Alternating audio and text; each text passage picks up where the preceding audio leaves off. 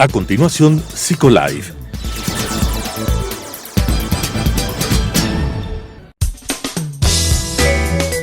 Clasificación A. Apto para todo público.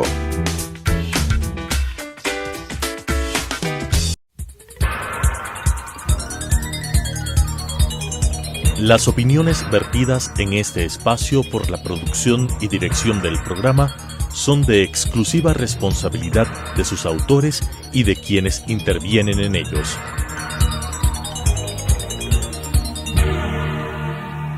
Telesucesos Canal 29 UHF presenta Psicolife, un programa creado para hablar de psicología desde una vertiente científica pero amena con la conducción de la doctora Elizabeth Montenegro. Psicolife. Cada inicio de año implica la finalización de otro, el cierre de un ciclo y el inicio de nuevos periodos, nuevas metas, nuevos proyectos y también nuevas oportunidades. Pero ¿qué tan factible es planear el futuro? En esta serie de programas de Psicolife vamos a abordar esta temática de la mano de nuestros expertos. Hablaremos sobre cómo se viene este futuro, un futuro incierto de alguna manera por lo que hemos vivido. Enseñaremos también a trabajar en la planeación de vida en niños y adolescentes y cómo los hábitos nos pueden ayudar en este proceso. Bienvenidos y bienvenidas. Es común que a medida que pasan los años, nosotros vayamos haciendo ciertos reajustes en nuestra vida, mirando hacia atrás lo que hemos conseguido y mirándonos también hacia el futuro, qué queremos conseguir, cómo queremos proyectarnos en los años que quisiéramos que se vengan, en todos los ámbitos de nuestra vida, ya sea en el ámbito profesional, en el ámbito laboral, en el ámbito familiar y social. Y claro, indiscutiblemente cuando vivimos situaciones tan prolongadas como la que nos ha tocado vivir en estos últimos años vinculadas con el COVID, esta planeación al futuro se ha vuelto incierta. Muchas personas no sabemos si podemos planificar, qué planificamos o cómo no planificamos. Muchos también han empezado a pensar y a filosofar de alguna manera sobre lo efímera que puede ser la vida, lo que eso implica para el tomar decisiones en el futuro inmediato y cómo hacerlo. ¿Es posible entonces planear el futuro? Eso es lo que hemos estado hablando a lo largo de estas semanas. La semana pasada hablábamos justamente sobre la planeación de vida en los adolescentes y ahora vamos a hablar vamos a tratar de responder esta pregunta. ¿Planear el futuro en la vida de los adultos? ¿Cómo podemos hacerlo? ¿Qué tenemos que considerar para ello? Y para eso tengo el gusto de presentarles a nuestra invitada del día de hoy. Ella es Gabriela Vasco. Es psicóloga, es máster en psicoterapia, máster en desarrollo de la inteligencia y educación y tiene una vasta experiencia en docencia universitaria e investigación. Actualmente está dedicada a la atención en consulta privada. Gaby, qué bueno tenerte en Psicolife. Gracias por acompañarnos en este programa. Gracias, Eli. Qué gusto estar aquí contigo compartiendo este programa y con todos quienes nos escuchan y nos ven. Sí, así es. Y bueno, como tú me escuchabas justamente cuando yo presentaba el programa, el ser humano tiende a planear las cosas. Parecería que es parte de su naturaleza, ¿verdad? El ir planeando porque necesita proyectarse hacia el futuro.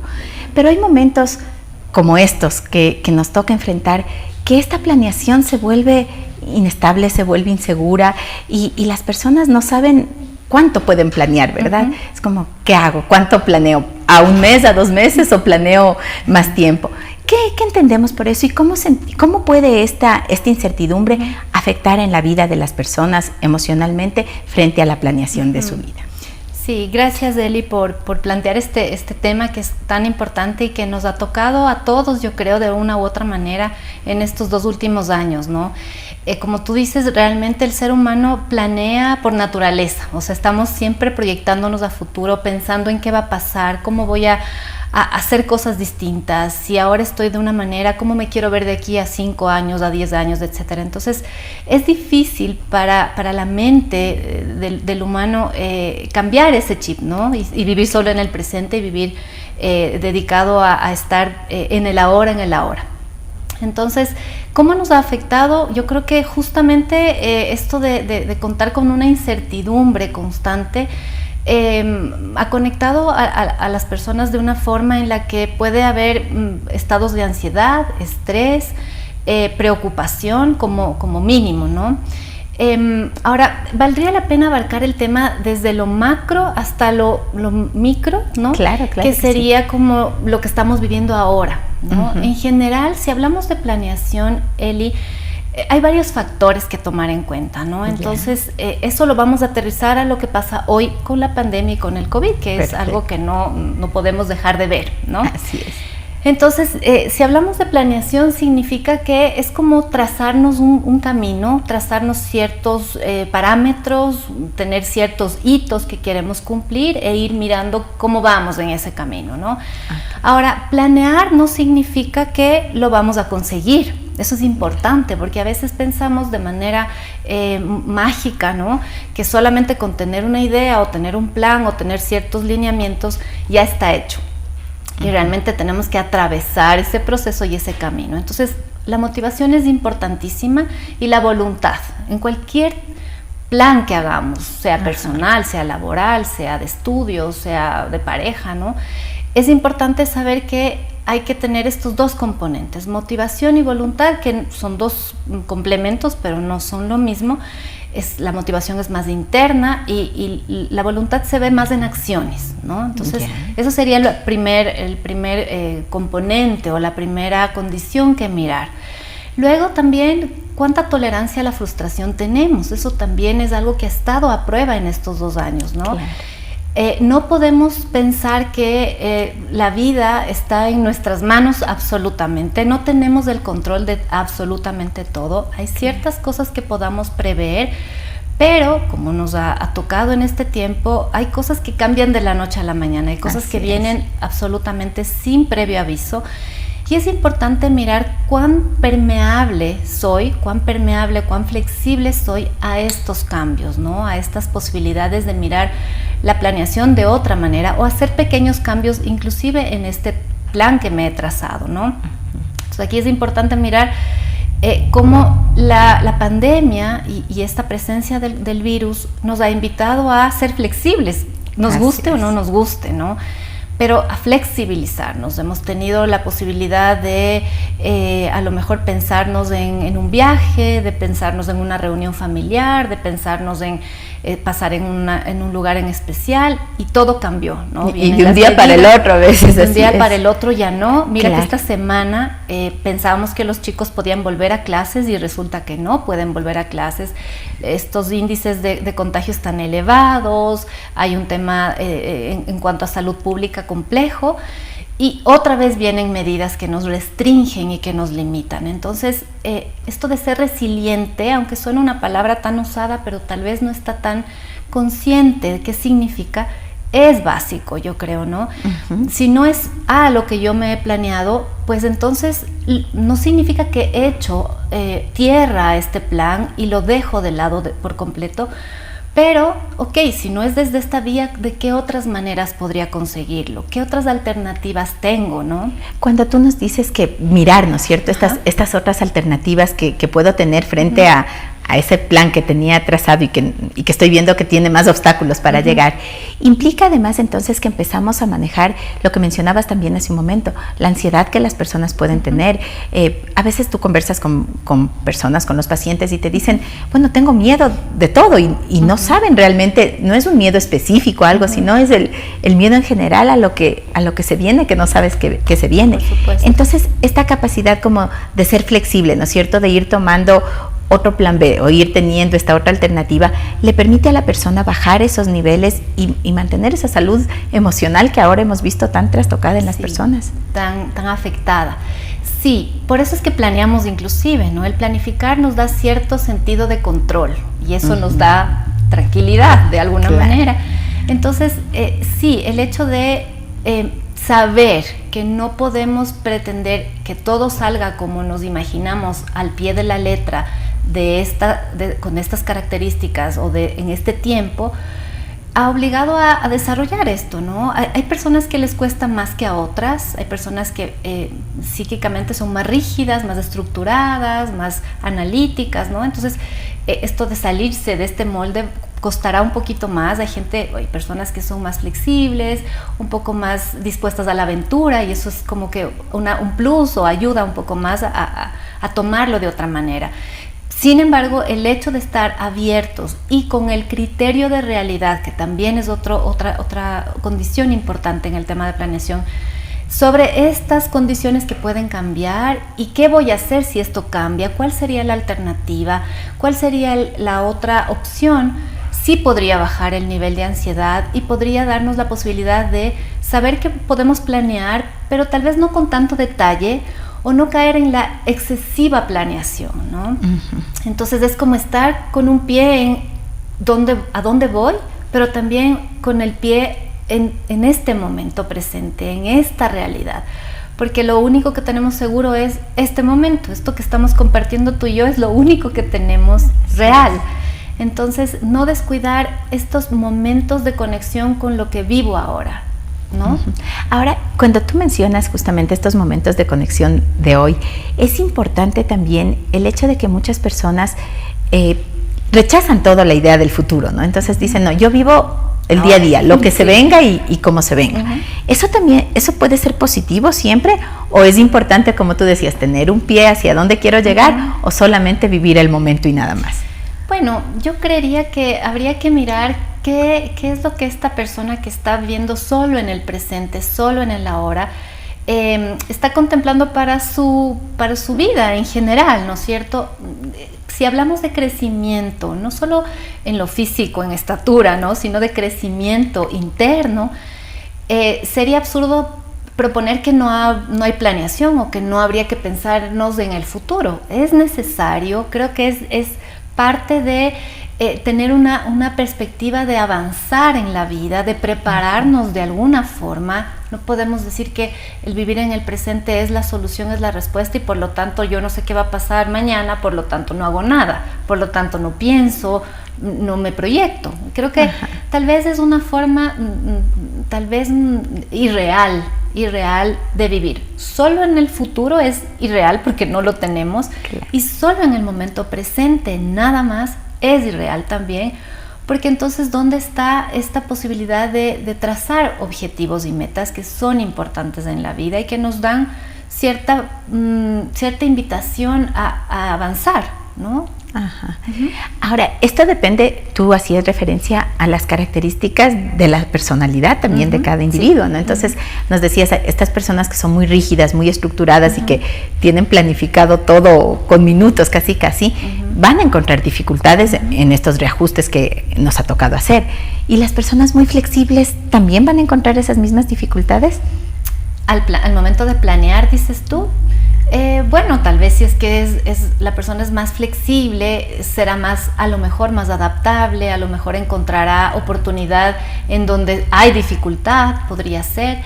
Sin embargo, si hay flexibilidad, una buena dosis de flexibilidad y situarse solamente en el momento presente, tal vez habrán detalles que se escapen, habrán posibilidades que no se ven, habrán oportunidades que se dejan pasar, ¿no? Inclusive habrán experiencias que no se están considerando como alternativas en la vida por estar tan conectado a vivir ahora y como venga y muy flexiblemente. Yo sé que suena utópico, sin embargo, procurar equilibrio, ¿no? Es como coquetear con uno y con otro, como ser humano, ¿no? El humano no es perfecto, no es infalible, no es cronometrado todo lo que tiene que hacer, no es como un robot, que A, B, Z, ¿no? Entonces es como ir a lo flexible, ¿no? Estoy en el ahora, pero también planifico, también me proyecto. Ahora, Gaby, hay muchas personas que en estos 2 años que nos ha tocado vivir de esta forma han perdido muchas cosas. Así es. Desde las situaciones materiales, trabajo y demás, hasta familia, relaciones de pareja, hijos, padres. Y claro, esto implica un golpe tan fuerte en la vida de una persona que hace que de alguna manera pierdas las esperanzas hacia el futuro. Es como un sinsentido un poco, ¿no? Como decir, ya no tengo nada en qué, hacia qué proyectarme porque lo he perdido todo. ¿Qué hacer en esos casos? Sí, lo que tú dices, Eli, es muy real y es impresionante cómo inclusive ahora, en este tiempo, vemos cómo este asunto llega a personas más cercanas cada vez, ¿no? Claro. Tengo muchos amigos y amigas que han perdido seres queridos en estos días. O sea, no es que ya es un tema de que no hay muerte, muerte, hay pérdida, hay duelo, no solamente de vida, sino de cosas, de proyectos, etcétera. Entonces, Ahora es importante tomar en cuenta que esta vivencia, esta pandemia, este virus nos ha invitado a ir hacia adentro, ¿no? Esto de perder la esperanza, de perder las ganas de vivir o de perder el sentido de vivir, tal vez se incrementa o tal vez se exacerba cuando vivimos solo hacia afuera, ¿no? Sabemos que las relaciones son importantes, los seres queridos son muy valiosos, nuestras cosas, no podemos menospreciar las cosas, ¿no? Como dar todo, ponerlo en su lugar, ¿no? Y en su peso en cuanto al valor. Sin embargo, antes de la pandemia me parece que la tendencia era como a vivir muy afuera, lo exterior, el éxito, la retroalimentación externa, lo que tengo, lo que ven los demás, ¿no? Sin embargo, si nos detenemos entonces a ver la riqueza interna, los recursos internos, ¿en qué creo? ¿No? No sé, me hace sentido lo espiritual, no me hace sentido lo espiritual, me hace sentido crecer y aprender, entonces voy a aprender qué, además de lo que ya sé. Es como como la oportunidad de encontrar internamente aquello que estaba tan retroalimentado y tan solventado en lo de fuera, en lo exterior. Entonces, cuando se ha perdido la esperanza es empezar a buscar otros motivos para vivir, buscar a lo mejor esto de vivir en el presente, ahí funciona mucho, en donde yo puedo apreciar una puesta del sol, donde puedo apreciar una flor, donde puedo apreciar un café con un amigo, en donde puedo regresar a ver todo lo que sí tengo y lo que me permite la vida cada día. Entonces, yo creo que es ir a lo simple también, ¿no? Es como procurar encontrar en lo simple, en lo cotidiano, el valor, ¿no? El hecho de respirar, el hecho de estar sanos dentro de todo lo que ahora nos acecha, es valioso y hay que mirar como algo positivo también, ¿no? Y en tu práctica profesional, eso es... porque tú nos dices mirar esto, ¿no es cierto? Mirar lo que tenemos alrededor, lo cotidiano y demás. Pero ¿es sencillo o qué tan factible es ir conduciendo a la persona que ha perdido este sentido en su vida? ¿Qué tan factible es irle conduciendo justamente hacia reencontrar esos propósitos a los que tú nos hacías referencia? A ver, si ya hablamos, por ejemplo, de una situación o de una experiencia en donde hay una depresión, por ejemplo, hablamos de otra cosa, o sea, ahí sí ya es una intervención puntual, es una intervención específica, es distinto a solamente sentir que ahora no tengo ganas, pero no es constante, ¿no? Entonces es importante mirar eso. Entonces, claro, si la persona siente que ya no puede por sí misma, siente que ya no es solo poner voluntad y poner razones para levantarme y seguir, pues evidentemente hay que buscar asistencia, hay que buscar ayuda. Entonces, yo diría que depende del caso, depende de la profundidad de esta experiencia, de qué creencias hay detrás también, qué está sosteniendo esta idea de que ya no vale la pena vivir, cómo está el funcionamiento químico de mi cerebro también. Por si acaso esta parte médica no está de lado, es necesaria, ¿no? Es importante. Entonces diría depende del caso.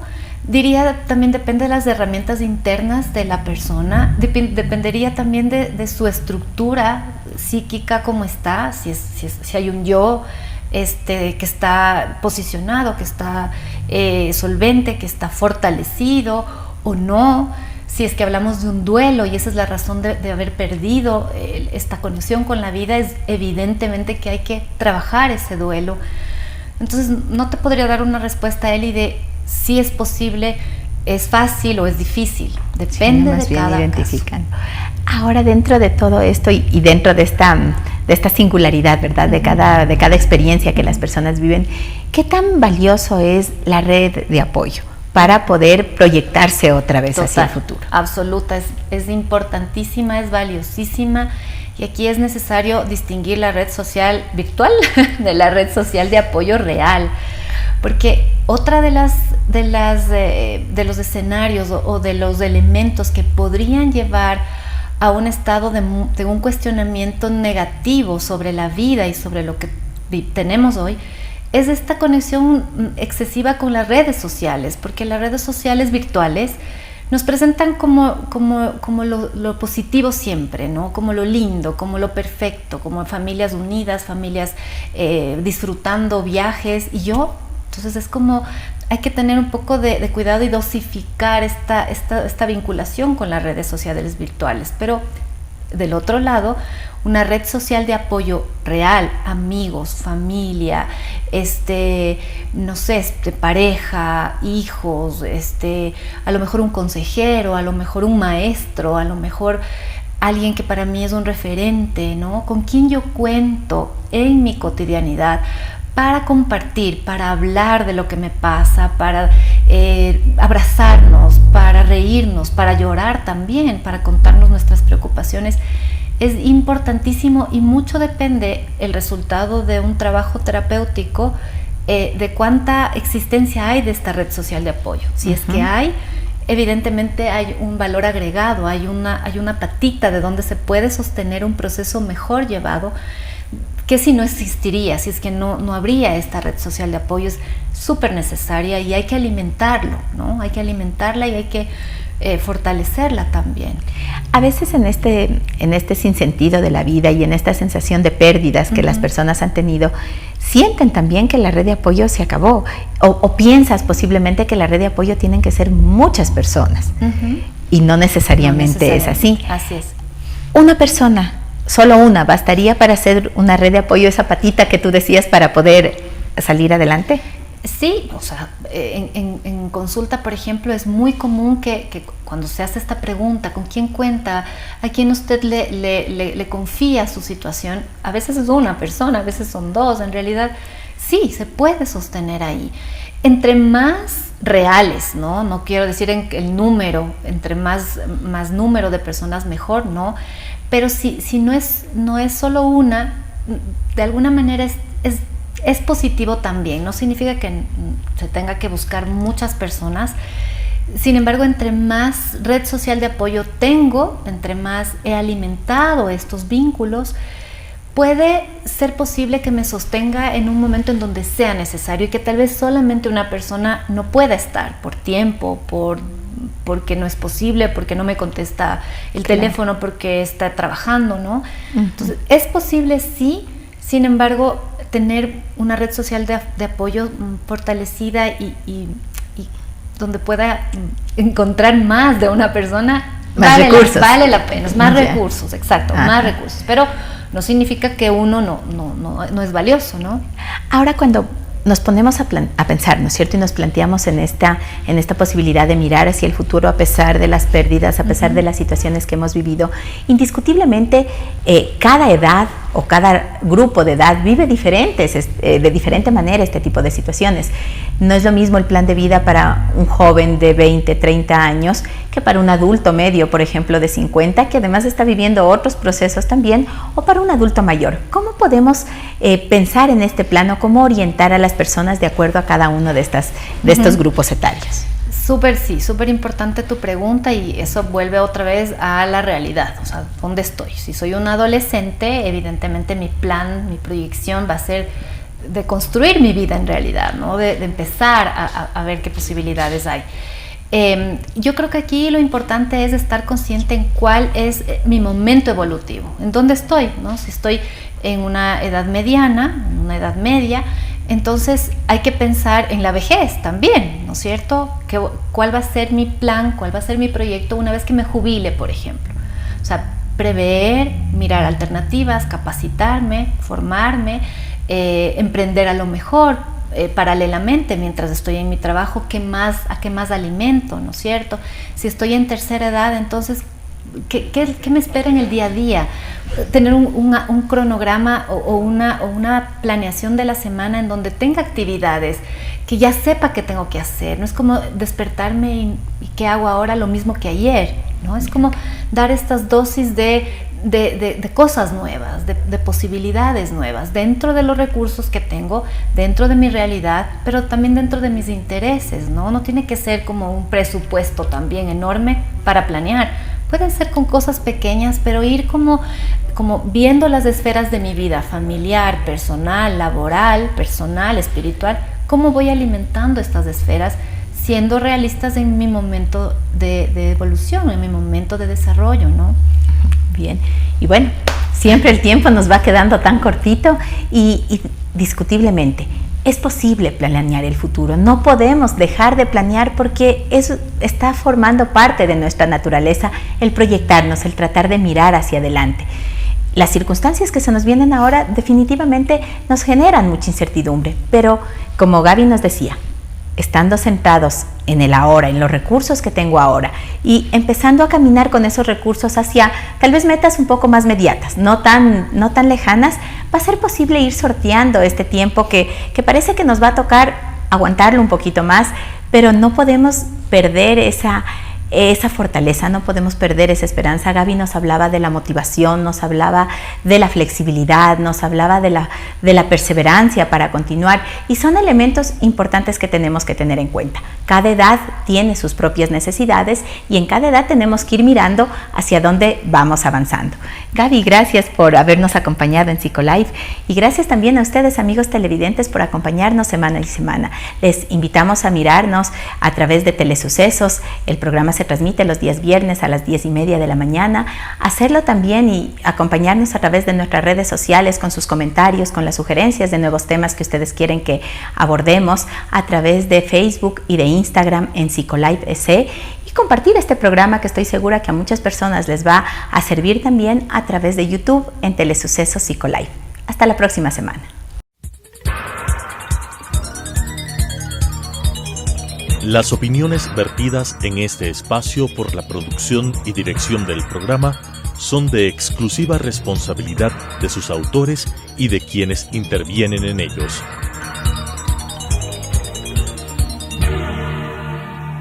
Telesucesos Canal 29 UHF presentó Psicolife, un programa creado para hablar de psicología desde una vertiente científica pero amena con la conducción de la doctora Elizabeth Montenegro. Psicolife